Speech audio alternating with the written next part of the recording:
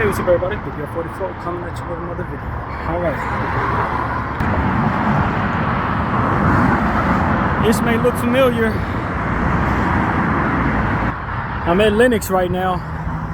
I decided today would be the day I'd go see my mother. Englewood Park Cemetery. I don't know that I'll be recording from there, but that's today's outing. It's Thanksgiving coming up in 2 days, so I figured I'd go see her for Thanksgiving.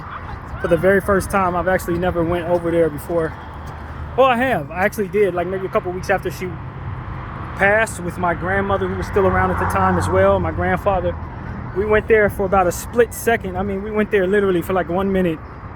My grandmother just wanted to see if the tombstone was put where it needed to be, and we bounced. So I haven't been back since 2016, and it is the end of 2023 right now. So I figured it would be a good idea to just make that the outing of the day, man. I didn't really have a whole lot going on. I got out of the house early enough to where, you know, it'll be cool for me to kind of get over there and spend a couple minutes there, at least just to pay my respects and then head back out, man. Get back over here. So normally, living on this side of town, I would actually walk there. That's how I usually am. But since I got so much walking to already do, I figured I'd just catch the bus this time on this side of town, catch that 212, and it'll take me right in front of the place. So, yeah, if I still lived over here, it wouldn't be nothing for me to walk all the way there. I would totally do that. But that is a very, very long walk from where I'm at, to say least. At least an hour and a half, 2 hours, if you're walking slow. So, I'm not going to do that. I'm not going to do that. But I am very close to where I used to live. Obviously, I was on this side of town throughout the whole course of my isolation period. Basically, I lived here for what, 11 years, something like that. Maybe not that long, maybe about since 2016, so 9 years. It felt like it was longer though, but it was about 9 years, 8 years, 9 years. And I don't miss living over here at all, man. I don't miss living over here at all. It's a lot of memories though, I'll tell you that. That area right there, this is where I ultimately got in a car accident that changed my life. And the car flipped over on that thing right there. I don't know how to explain that. It was a rainy day, and my car flipped on that thing as I was going around that roundabout. And I ended up triggering my first process of isolation on this side of town. When I lost the car, I didn't want to leave the house. I fell into a deep depression and all of that. And around that time is when I started the channel. A little longer after that, maybe a year after that, into that isolation, I think it was when I started the channel. Finally got up out of that, ended up driving Lyft. Actually, I don't know if I drove Lyft first and then started the channel after that. I don't remember. I honestly don't remember, but all of it's documented. So whenever I started the damn channel, it was somewhere around that isolated period, and I just knew I wanted to go on this journey that would ultimately help me with my mental health, help me see myself better, maybe even help me get out of that isolation. Ended up finding AMC and held my shares. That ended up setting me back a great deal, trying to hold those shares while not working.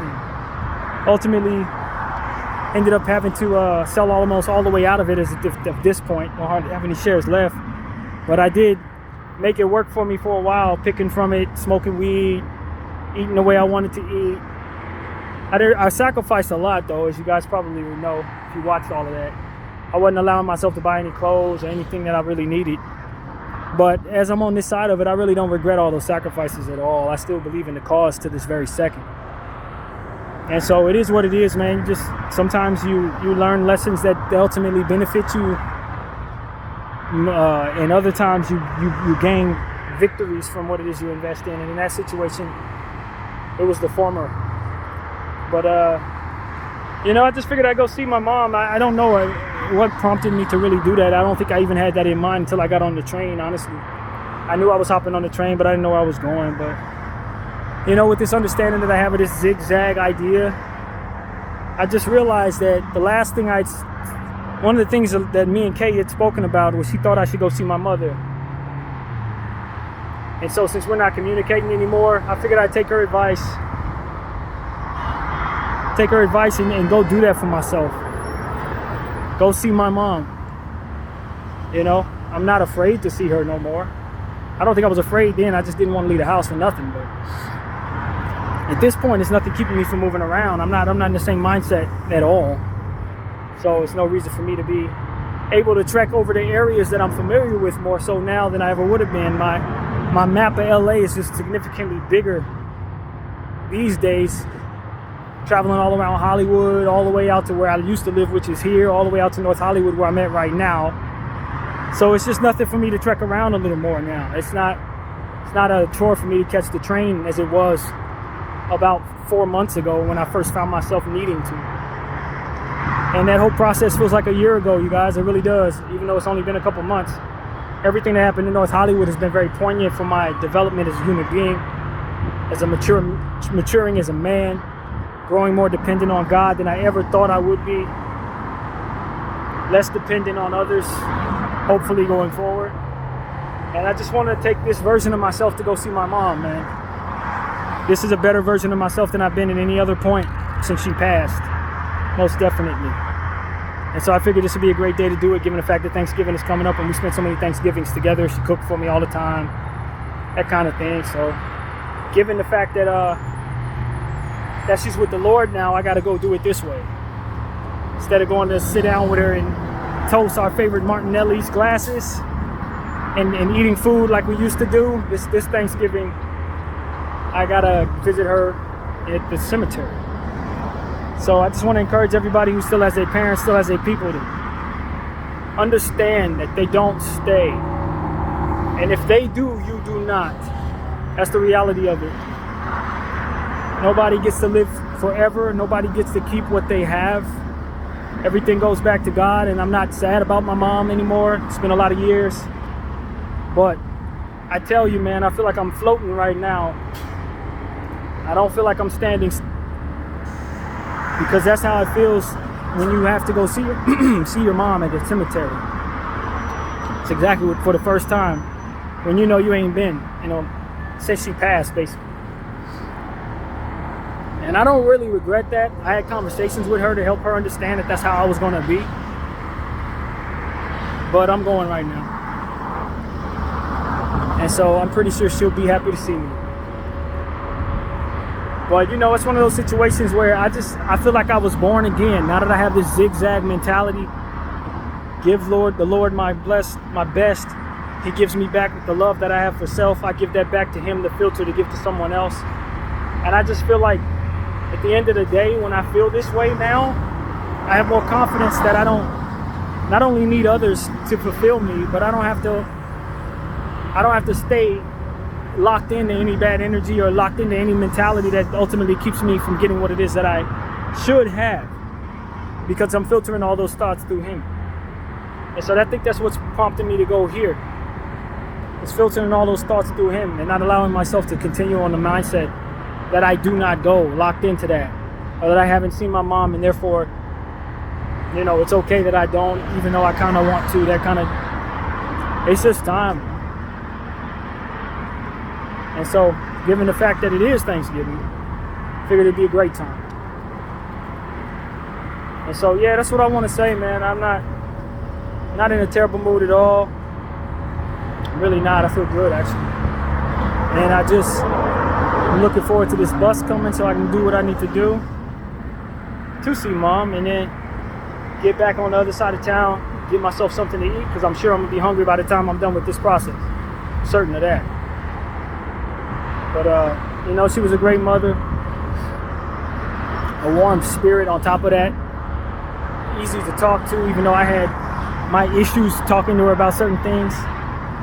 She never closed the door on me having the right to speak to her about certain things. She made everything comfortable in regards to conversation. I just didn't allow myself to let her in. She was always talking to me about relationships and stuff like that, but I think I developed a complex when I was a child from a moment that happened not long after I was involved in that horrible situation that traumatized me. I think at that time, after that, I ended up at the Assistance League daycare center, and the school principal, whatever they call that lady, caught me in the bathroom with my pants down with a girl. And they scolded me so bad, and now I was maybe about probably a year and a half removed from that trauma, but they scolded me so bad about what I had done, even though I wasn't doing nothing. I didn't know what the hell.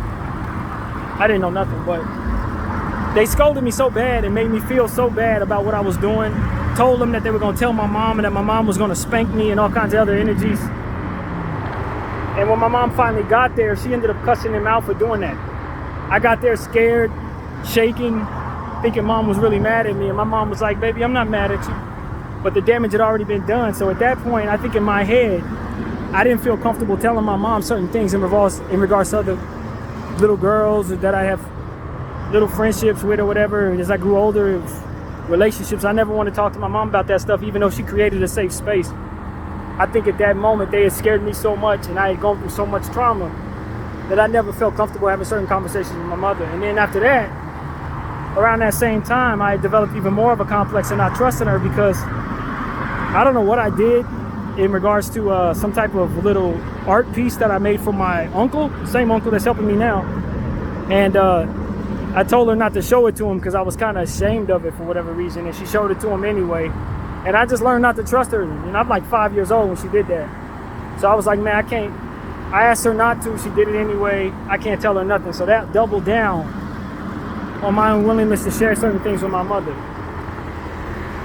I know that sounds strange, but that's the kind of head I had, I guess. And I really carried that all the way up through my teens. I just didn't trust her with nothing, even though she left a very safe space for me to speak. So I don't know if it would be any different if she were alive, to be honest. I don't know that I ever really shook that off. I don't know if I ever shook that off. But now that I'm having so many troubles with girls, with a woman, with that being said, I would have loved to have a conversation with my mom about what's going on with this situation with Karen. So I guess I'll go over there with that energy. Maybe she can help me through that, since Karen's brother is buried right next to her. I'll pay my respects to both of them if I'm able to see his tombstone. I'll say a prayer for him as well. But I was thinking about that, it's just so much of a coincidence and so much of the Lord involved in this, given the fact that they are buried together, but they also share a birthday, September 1st. So I definitely would like to acknowledge that when I get there. That's big for me. It's one of the reasons why I felt so strongly about Karen the way I did during these times. So that's pretty much what I got to say. My name is BDF 44. I thank you all for watching. I'm out.